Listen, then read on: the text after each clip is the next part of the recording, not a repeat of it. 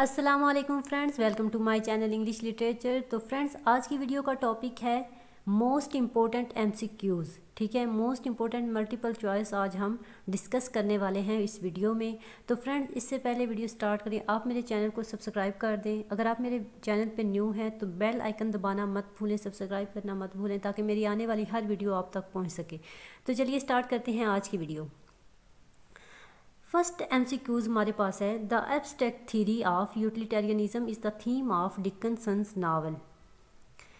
जो थ्योरी है ना यूटिलिटेरियनिज्म, ये थ्योरी मतलब कि इस थ्योरी के बारे में जो डिकन्सन है उन्होंने अपने कौन से नावल में इसको एज अ थीम यूज़ किया, यानी कि इसके बारे में अपने इसको प्रायोरिटी दी है अपने नावल में। Black house, a tell of to cities, hard times, great expectations.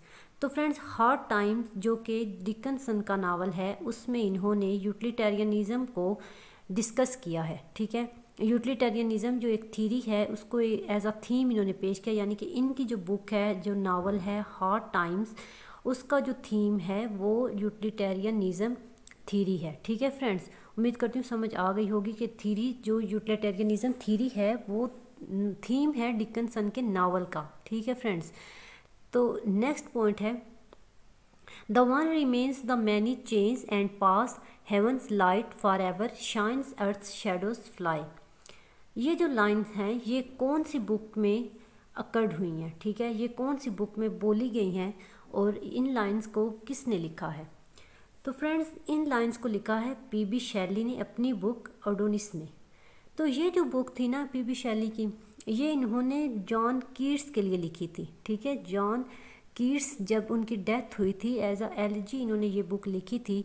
तो फ्रेंड्स, जॉन कीट्स के बारे में मोस्टली ये कहा जाता है कि उनको ट्यूबरक्लोसिस था तो इस वजह से उनकी डेथ हो गई। लेकिन फ्रेंड्स, कई जगहों पे ये भी है कि जो जॉन कीट्स थे ना, इनकी जो बुक थी एंडीमोइन, जॉन कीट्स की जो बुक थी एंडीमोइन, उस पर काफ़ी ज़्यादा क्रिटिसाइज़ किया गया, बहुत बुरी तरह उसको क्रिटिसाइज़ किया ऑल क्रिटिक्स ने। तो जो जॉन कीट्स थे वो बर्दाश्त ना कर पाए। ठीक है, तो उन्होंने इसी सदमे में उनकी डेथ हो गई। तो जब उनकी डेथ हुई तो जो शैली हैं उनके बहुत अच्छे फ्रेंड भी थे, तो उन्होंने उनकी डेथ पर एक एलिजी लिखी जिसका नाम था एडोनिस। ठीक है, तो इस एलिजी में ये जो लाइन्स हैं ये अक्कर हुई थी। ठीक है फ्रेंड्स, तो नेक्स्ट पॉइंट है, name the character of the novel of Thomas Hardy which is much like Oedipus, King Lear and Doctor Faustus. अच्छा, कौन सा करेक्टर है थॉमस हार्डी के नावल में जिसका जो कि बहुत ज़्यादा लाइक है, मतलब कि अपीयरेंस रखता है ओडिपस से, किंग लियर से और डॉक्टर फास्टस से? तो फ्रेंड्स, जो टेस है ना, टेस ऑफ द डर्बरवेल में वो जो फीमेल करैक्टर हैं ये थॉमस हार्डी ने इनको क्रिएट किया है, प्रोड्यूस किया है। तो ये जो करैक्टर हैं ये इन तीनों करैक्टर से काफ़ी ज़्यादा लाइक्स हैं, मतलब कि सेम हैं उनके। ठीक है, much like Oedipus, King Lear and Doctor Faustus. तो नेक्स्ट पॉइंट है हमारे पास, she can not fade thou hast not the bliss for ever, wilt thou love and she be fair. Friends, ये जो लाइंस हैं, ये जो लाइंस लिखी गई हैं ये मोस्ट इम्पोर्टेंट हैं। फ्रेंड्स, जैसा कि पीपीएससी के एग्ज़ाम में कुछ ना कुछ लाइंस ज़रूर पूछी जाती हैं कि ये कौन सी बुक से हैं और किस राइटर ने, किस पोइट ने इनको लिखा है। तो फ्रेंड्स, ये जो लाइंस मैंने आज आप लोगों के साथ शेयर करने वाली हूँ ये मोस्ट इम्पोर्टेंट लाइन्स हैं, एक्सट्रैक्ट्स हैं। ठीक है, तो ये जो लाइन्स हैं ये odd on a Grecian earn से ली गई हैं। ठीक है, odd on a Grecian earn से ये लाइन्स ली गई हैं और आप लोगों को ये याद रखना बहुत ज़रूरी है। ठीक है फ्रेंड्स, तो नेक्स्ट पॉइंट है हमारे पास, withdrawal from an uncongenial world of escape either to death और more often to an ideal dream world is the theme of Tennyson's. ये जो अब लाइन है ना, withdrawal from an uncongenial world of escape either to death और more often to an ideal dream world, ये Tennyson की जो lotus eaters है ना उससे लिया गया है। ठीक है, जो टेनिसन की बुक है ना लोटस ईटर, उससे ये थीम लिया गया है। तो फ्रेंड्स, इनकी जो बुक थी लोटस ईटर, वो इनके जितने भी मोस्ट इम्पोर्टेंट वर्क्स हैं उनमें से एक वर्क है लोटस ईटर, ठीक है। उन्होंने लोटस ईटर लिखा जो कि इनकी बुक 1832 में पब्लिश हुई, और ये एक ड्रामेटिक मोनोलॉग है, ठीक है फ्रेंड्स। ये जो इनकी बुक है ना द लोटस ईटर्स, ये 1832 में लिखी गई, पब्लिश हुई, एंड ये एक ड्रामेटिक मोनोलॉग आप कह लें, ठीक है। तो इसका ये जो बुक थी ना दोस्तों, इसकी एक अहम बात ये है जानने के लिए कि ये बुक जो थी, ये जो होमर्स थे ना, उनकी जो बुक ओडेसी थी उस पे मॉडल थी, ठीक है। ये उनकी बुक जो 9 बुक थी ना ओडेसी की, बुक 9, उस पे ये बुक बेस्ड थी, ठीक है फ्रेंड्स। और इसमें जो राइम स्कीम उन्होंने यूज़ की थी टेनिसन ने, इसमें उन्होंने स्पेंसेरियन स्टैंजा यूज़ किया था इस बुक के अंदर, और स्पेंसेरियन स्टैंजा के साथ इन्होंने राइम स्कीम जो यूज़ की थी, जो स्पेंसेरियन स्टैंजा की राइम स्कीम थी वो थी A B B C and C. तो फ्रेंड्स ये बात याद रखना बहुत इम्पोर्टेंट है, ये इस बुक के बारे में ये इन्फॉर्मेशन है, तो आप इसको नोट कर लें साथ साथ, ठीक है फ्रेंड्स। तो नेक्स्ट पॉइंट है हमारे पास, Philip Bacon, aunt Pullet and Tom Tulliver are the characters of George Eliot's novel Mill on the Floss, ठीक है फ्रेंड्स। जो मिल ऑन द फ्लॉस था ना जॉर्ज एलियट का नावल, उसमें ये कैरेक्टर्स मौजूद थे, ठीक है। Philip Bacon, aunt Pullet and Tom Tulliver. तो फ्रेंड्स ये करैक्टर्स जानना क्यों ज़रूरी हैं, ये करैक्टर्स जानना इतना इम्पोर्टेंट है, जैसा कि ये पेपर में पूछा जा सकता है, आपसे सेपरेटली भी पूछा जा सकता है कि टॉम जो टोलिवर हैं वो किस राइटर के करैक्टर हैं, कौन से राइटर ने इसको किस बुक में यूज़ किया है, और इनका करैक्टर क्या था, यानी कि ये क्या करते थे उस बुक के अंदर, ठीक है। तो ये आप लोगों के लिए भी याद रखना बहुत इम्पोर्टेंट है। तो नेक्स्ट पॉइंट है, in all things, in all natures, in the stars, this active principle abides. Identify the poet and his peculiar belief that can be understood from the above lines. Friends ये जो अब line है ना, in all things, in all natures, in the stars, this active principle abides, ये line लिखी थी William Wordsworth ने, ठीक है। As he was of the opinion that in this universe nature is the point of focus for everything. तो friends जैसा कि हमें मालूम है कि जो वर्डवर्थ थे, विलियम वर्डवर्थ थे, वो नेचर को यूज़ करते थे, ठीक है। ये पोइट्री में नेचर को लिखते थे, तो नेचर के बहुत करीब थे। तमाम जो राइटर्स थे उनकी निस्बत जो विलियम वर्डवर्थ थे, ये बहुत ज़्यादा नेचर को लाइक करते थे, अपनी पोइट्री को नेचर के मतलब कि नेचर से इन्फ्लुएंस होकर लिखते थे, इंस्पायर होकर लिखते थे, ठीक है फ्रेंड्स। तो उन्होंने ये लाइंस लिखी। तो नेक्स्ट हमारे पास है, thy dimension slumbered not, thy dimension slumbered not. Friends thy is a old English word, ठीक है। इसको अगर मॉडर्न इंग्लिश में देखें तो इसका मतलब है यू, ठीक है। तो और धाई का मतलब ये है कि तुम इसको बोलते हैं, ठीक है। धाई डायमेंशन स्लम्बर्ड नॉट, राइटर है थॉमस हार्डी, ये लाइन लिखी थी थॉमस हार्डी ने, ठीक है। जो बुक है उसका नेम है टेस ऑफ द डी'अर्बरविल्स, ठीक है। ये जो बुक थी ना टेस ऑफ द डी'अर्बरविल्स, जो हमने ऊपर पढ़ी, जिसमें करैक्टर था टेस का, उस बुक में ये लाइन लिखी गई, और इस बुक को टेस ऑफ द डी'अर्बरविल में थॉमस हार्डी ने लिखा, ठीक है।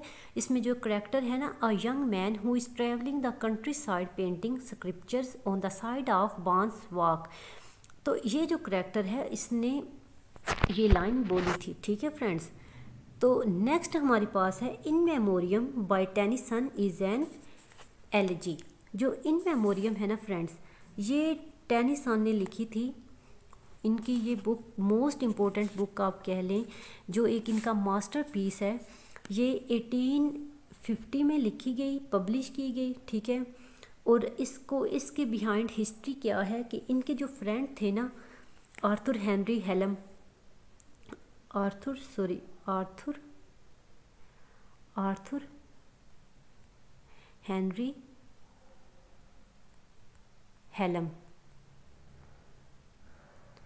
फ्रेंड्स ये जो थे ना, ये टेनिसन के फ्रेंड भी थे और इनकी सिस्टर के फियांसे भी थे, ठीक है। जब इनकी डेथ हुई ना, तो इनकी डेथ फ्रेंड्स बहुत यंग एज में हो गई थी, ठीक है। तो जब इनकी डेथ हुई तो इनकी डेथ के बाद जो टेनिसन है, इन्होंने काफ़ी अरसा ऑलमोस्ट 10 ईयर्स इन्होंने कोई वर्क नहीं लिखा, ठीक है। 10 ईयर्स तक इन्होंने कोई वर्क नहीं लिखा।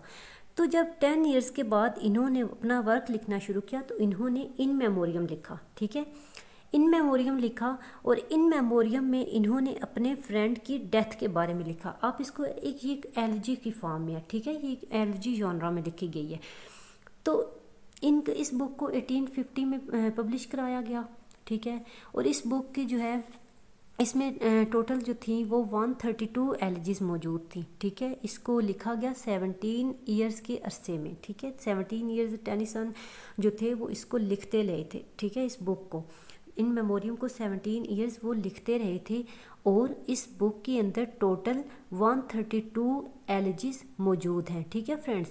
तो ये बेसिक जो इन्फो है इसके बारे में, इन मेमोरियम के बारे में, ये तो आप लोगों को लिए जानना बहुत ज़रूरी है और आप लोगों को इसको याद भी रखना है, ठीक है। तो एक बात इसकी जो मेन है वो है ये है कि जो क्वीन विक्टोरिया थी ना फ्रेंड्स, जैसा कि हमें पता है कि ये जो लॉर्ड अल्फ्रेड टेनिसन थे, ये विक्टोरियन एज के मोस्ट इम्पोर्टेंट, आप इनको पोएट कह सकते हैं, राइटर कह सकते हैं, ठीक है। ये अर्ली विक्टोरियन पीरियड के जो थे मोस्ट इम्पोर्टेंट पोएट थे, ठीक है। तो इन्होंने, इनकी जो बुक थी उनसे क्वीन विक्टोरिया जो थी ना वो बहुत ज़्यादा मुतासिर हुई थी, ठीक है। उन्होंने इस बुक में के बारे में काफ़ी कुछ बोला भी है, यानी कि इसकी प्रेज़ में काफ़ी कुछ लाइंस भी बोली हैं। जब उन्होंने इस बुक को पढ़ा था ना क्वीन विक्टोरिया ने, तो उन्होंने बोला था कि पढ़ने के बाद उन्होंने बोला था कि what a comfort it had been, ठीक है, what a comfort it had been. Friends आप लोग ये लाइन लिख लें, what a comfort it had been. तो ये जो पोइम है इसमें इसके लेके क्वीन विक्टोरिया ने ये लाइन बोली थी, ठीक है। इसको लिखा गया था ABBA राइम स्कीम में, ठीक है फ्रेंड्स। और उसके बाद उम्मीद करती हूँ आपको इन मेमोरियम की काफ़ी कुछ समझ लग गई होगी फ्रेंड्स। ये बेसिक इन्फॉर्मेशन है, आप लोगों को लिए ये जानना बहुत ज़रूरी है, ठीक है फ्रेंड्स। तो नेक्स्ट हमारे पास है the poem the marriage of heaven and hell was written by William Blake, ठीक है फ्रेंड्स। ये जो पोइम है ना the marriage of heaven and hell, ये लिखी थी विलियम ब्लेक ने, ठीक है। On to this last is a book written by Ruskin on moral reforms, ठीक है। जॉन रस्किन ने ये बुक लिखी थी और इस बुक का टाइटल था ऑन टू दिस लास्ट, ठीक है। तो ये बुक लिखी गई थी मोरल रिफॉर्म्स के ऊपर, ठीक है फ्रेंड्स। तो उम्मीद करती हूँ आपको समझ में आ रहा होगा जो मैं आपको समझाने की कोशिश कर रही हूँ। अगर आपको कुछ समझ में नहीं आ रहा तो आप कमेंट सेक्शन में पूछ सकते हैं, ठीक है फ्रेंड्स। तो चलिए नेक्स्ट पॉइंट देख लेते हैं। तो नेक्स्ट पॉइंट है Matthew Arnold said an ineffectual angel beating in the void his luminous wings in vain. ये मैथ्यू आर्नल्ड, जैसा कि आप लोगों को मालूम होगा कि जो मैथ्यू आर्नल्ड हैं ये बहुत ही बड़े क्रिटिक्स हैं, ठीक है। ये बहुत ज़्यादा क्रिटिसाइज़ करते थे वर्क्स को, और ये इसका ये मतलब नहीं कि ये सिर्फ क्रिटिसाइज़ करते थे नेगेटिवली, उनको डिस्करेज करते थे या फिर ये उनकी राइटिंग्स के बारे में बातें करते थे, ऐसी बात नहीं है। ये उन लोगों को, बाकी राइटर्स को पॉजिटिवली भी करते थे क्रिटिसाइज़ और नेगेटिवली भी करते थे, और काफ़ी राइटर्स की ये प्रेज़ भी करते थे, ठीक है फ्रेंड्स। तो इन्होंने शैली को बोला था कि ये जो हैं ये इनफैक्चुअल एंजल है। फ्रेंड्स एक बात यहाँ पे ध्यान में रख लें कि जो अभी 2020 का गुज़रा है ना PPSC, उस बैच में ये जो क्वेश्चन है ये पूछा गया था, ठीक है, कि जो इनफैक्चुअल एंजल हैं वो कौन है, ठीक है, और किन्होंने किसको कहा है। तो फ्रेंड्स ये तो आप लोग समझें कि बहुत इम्पोर्टेंट है, ठीक है। ये पास्ट पेपर में क्वेश्चन पूछा गया था कि मैथ्यू आर्नोल्ड जो हैं वो इनफैक्चुअल एंजल किसको बोलते हैं, तो वो इनफैक्चुअल एंजल बोलते हैं शैली को, ठीक है फ्रेंड्स। नेक्स्ट हमारे पास है for whom it is said sensuousness is a paramount bias of his genius. तो फ्रेंड्स सेंसुअसनेस, जहाँ पे भी अगर आप लोग इंग्लिश लिटरेचर में सेंसुअलिटी की बात करेंगे या सेंसुअसनेस के बारे में पूछेंगे देखेंगे तो आप लोगों के माइंड में एक नाम ज़रूर आएगा, वो है जॉन कीट्स का। ठीक है, जॉन कीट्स जो हैं ये सेंसुअस पोइट हैं। ठीक है, ये सेंसुअलिटी के बारे में लिखते हैं, सेंसिस के बारे में लिखते हैं, इमेजिनेशन के थ्रू ये दिखते हैं। ठीक है, एक्सप्रेशंस, इमेजिनेशन, इम्प्रेशंस एक्सेट्रा अपनी ये राइटिंग में यूज़ करते हैं। तो सेंसुअसनेस जहाँ पे भी आपको देखने को मिले तो ये होगा कीट्स के बारे में। ठीक है, वैसे तो और भी बहुत पोइट्स हैं हमारे जो कि सेंसुअसनेस जो नेचर को लेके लिखते हैं, लेकिन जो जॉन कीट्स हैं ना, इन्होंने बहुत ज़्यादा सेंसिस का यूज़ किया है। ठीक है, तो ये जो लाइन है sensuousness is a paramount bias of his genius, ये कीट्स ने लिखी थी। ठीक है फ्रेंड्स, तो नेक्स्ट पॉइंट है Meeting at Night by Browning is a monologue. तो फ्रेंड्स जैसा कि आपको मालूम है कि जो ब्राउनिंग है ना, रॉबर्ट ब्राउनिंग, ये जो हैं ये बहुत ही फेमस है अपने मोनोलॉग की वजह से। किसकी वजह से? अपने ड्रामेटिक मोनोलॉग की वजह से बहुत ज़्यादा फेमस है। ठीक है, तो इन्होंने मीटिंग एट नाइट एक ड्रामेटिक मोनोलॉग में लिखी थी, लिखी थी, ड्रामेटिक मोनोलॉग में नहीं लिखी थी। ठीक है, मोनोलॉग में लिखी थी। तो a pioneer is psychological analysis in fiction is Charles Dickenson, Thackeray, Charlotte Bronte, George Eliot. तो फ्रेंड्स ये जो पायनियर इज साइकोलॉजिकल एनालिसिस है ना in fiction is George Eliot. ठीक है, ये जॉर्ज एलियट के फिक्शन में मौजूद है। ठीक है, तो नेक्स्ट पॉइंट है thou glorious mirror where the Almighty's form glasses itself in tempest. The above lines occur in Byron's, Lord Byron की जो बुक है, जो पोइम है roll on thou deep and dark blue oceans, ये इस book से line ली गई है। फ्रेंड्स आप लोगों के लिए ये लाइंस माइंड में रखना बहुत ज़रूरी है। ठीक है, ये पेपर में आती हैं, मोस्टली आती हैं ये। ठीक है, बहुत ज़्यादा चांसेस होते हैं कि ये आती हैं। ठीक है, तो आप लोगों को ये माइंड में रखनी है कि ये लाइन किस पोइट ने लिखी है और कब लिखी है और कौन सी बुक के अंदर लिखी है। ठीक है फ्रेंड्स, तो जैसा कि ये जो लाइन है thou glorious mirror where the Almighty's form glasses itself in tempest, ये line roll on thou deep and dark blue में लिखी गई। ये लाइन बैरन ने लिखी थी। जो लॉर्ड बैरन है ना, जैसा कि आपको मालूम है ये बहुत फेमस जो राइटर है इंग्लिश के अंदर, इंग्लिश लिटरेचर के अंदर, तो इन्होंने ये बोला था कि मैं सोया हुआ था, तो जब एक रात मैं सोया और मैं जब सुबह जागा तो मेरा बहुत ज़्यादा वर्क जो था वो पब्लिश हुआ हुआ था और मैं फेम हुआ हुआ था। ठीक है, मुझे फेमस मिला हुआ था, मैं बहुत ज़्यादा फेमस हुआ हुआ था। ठीक है, तो फ्रेंड्स ये बात याद रखना बहुत ज़रूरी है आप लोगों के लिए। तो नेक्स्ट पॉइंट है हमारे पास Dickenson gives a tragic picture of the French Revolution in his novel A tell of to cities. तो फ्रेंड्स जो फ्रेंच रेवोल्यूशन है ना, जब डिकन्सन ने ये अपना नावल लिखा था ना the tale of to cities, तो ये इन्होंने डिकन्सन ने जब ये नावल लिखा था ना टेल ऑफ टू सिटीज़, तो उस वक्त क्या हो रहा था, फ्रेंच रेवोल्यूशन हो रही थी। ठीक है फ्रेंड्स, तो उन्होंने ये नावल फ्रेंच रेवोल्यूशन की ड्यूरिंग लिखा और उन्होंने उसमें एक हमें ट्रेजिक पिक्चर दिखाई है फ्रेंच रेवोल्यूशन की।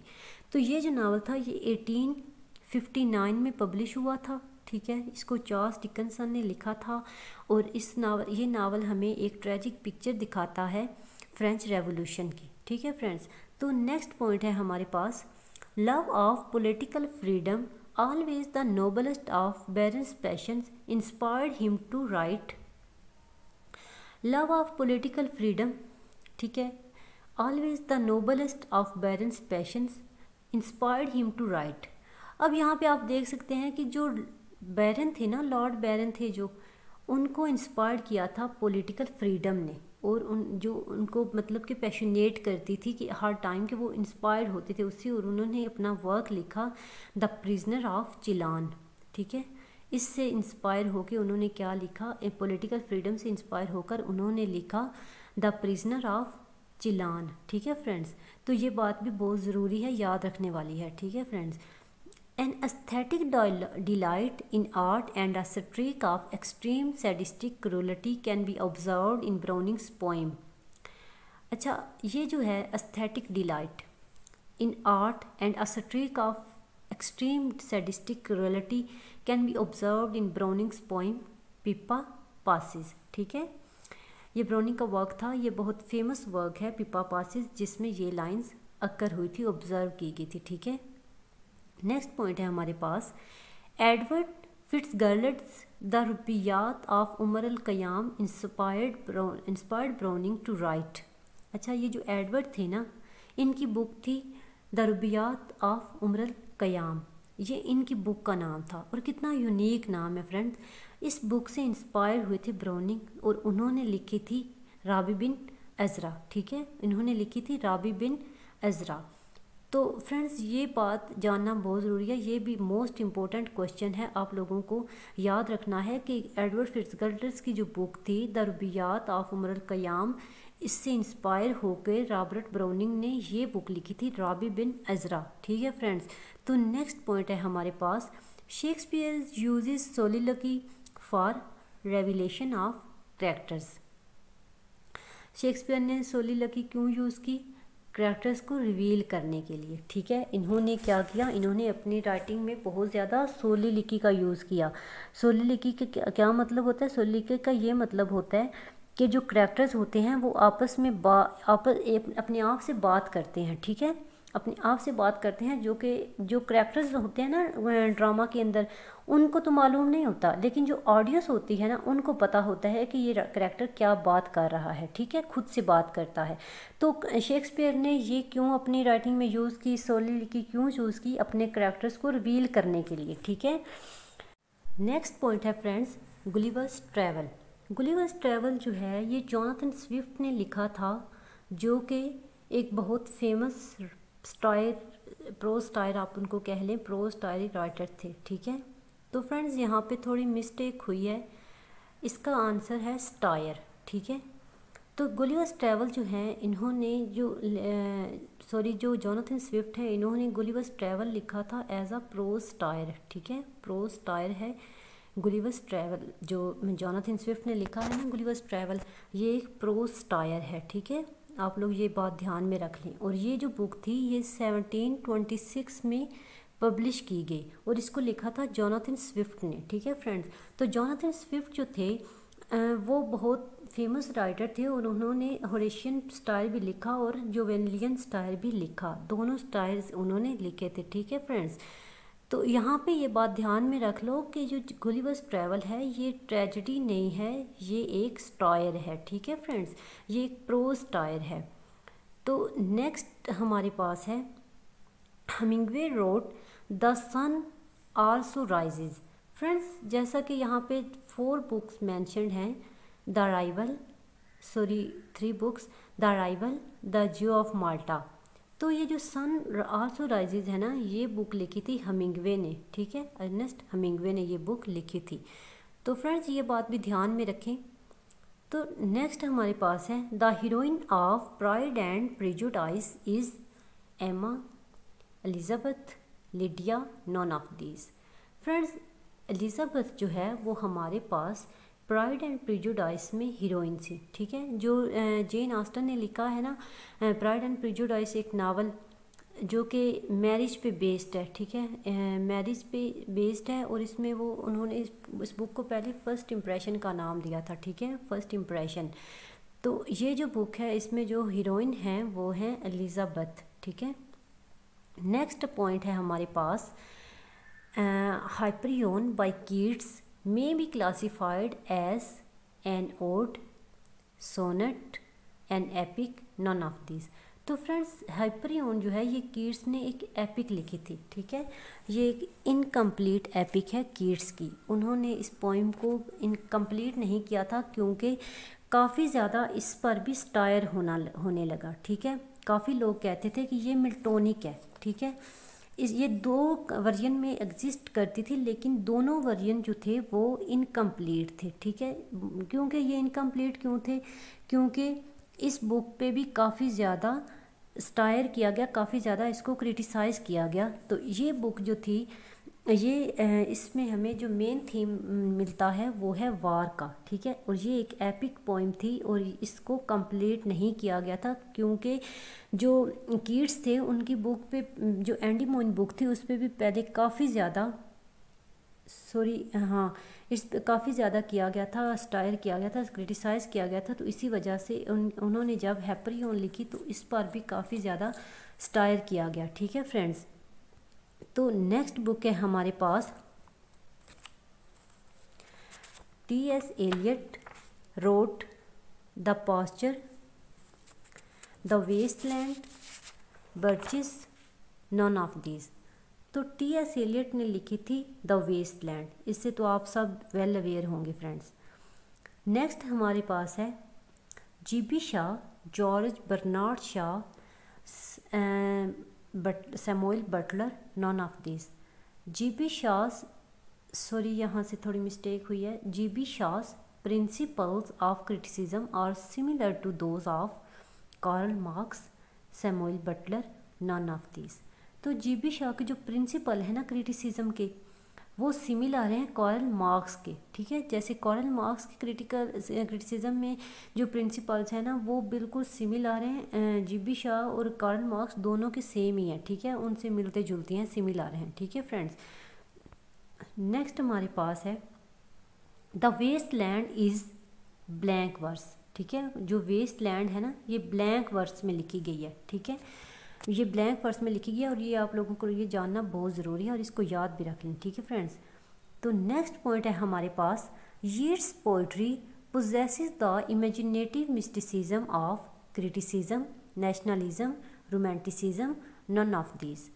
तो फ्रेंड्स जो यीट्स की पोइट्री है ना उसमें इमेजिनेटिव मिस्टिसिज्म मौजूद है, क्रिटिसिज्म का, किसका मौजूद है, क्रिटिसिज्म का। फ्रेंड्स ये मोस्ट इम्पोर्टेंट MCQs आप इसको कह सकते हैं, ठीक है, क्योंकि तो ये बहुत डीपली उसको स्टडी करने के बाद ही आप लोगों को पता चलेगा कि जो यीट्स की पोइट्री है उसमें जो poetry possesses the imaginative mysticism of criticism, ठीक है फ्रेंड्स। तो इसको भी याद रखना बहुत ज़रूरी है। नेक्स्ट पॉइंट है who consider Hamlet to be an artistic failure. Hamlet को कौन आर्टिस्टिक फेलियर कंसिडर करते हैं, एलियट। T.S. एलियट जो हैं वो हैमलेट जो वर्क है शेक्सपियर का उसको एक आर्टिस्टिक फेलियर कहते हैं, ठीक है। तो फ्रेंड्स उम्मीद करती हूँ आपको आज की वीडियो समझ आई होगी। तो इस वीडियो के कुछ MCQs अभी रिमेनिंग हैं जो मैं नेक्स्ट वीडियो में आप लोगों के साथ शेयर करूँगी। तो अपना ख्याल रखिएगा और अगर आप लोगों को इसमें से कुछ समझ में नहीं आया तो आप नीचे कमेंट सेक्शन में पूछ सकते हैं, अपनी कुछ भी क्वेरीज हैं तो आप पूछ सकते हैं। इस वीडियो का मैं सेकंड पार्ट भी बनाऊंगी, ठीक है फ्रेंड्स। तो इस पार्ट को देखना मत भूलिए, इसको समझिए और यहाँ पे भी कोई कन्फ्यूजन है तो आप कमेंट सेक्शन में पूछ सकते हैं। नेक्स्ट वीडियो में मिलते हैं, तब तक रखिए अपना ख्याल। अल्लाह हाफिज़।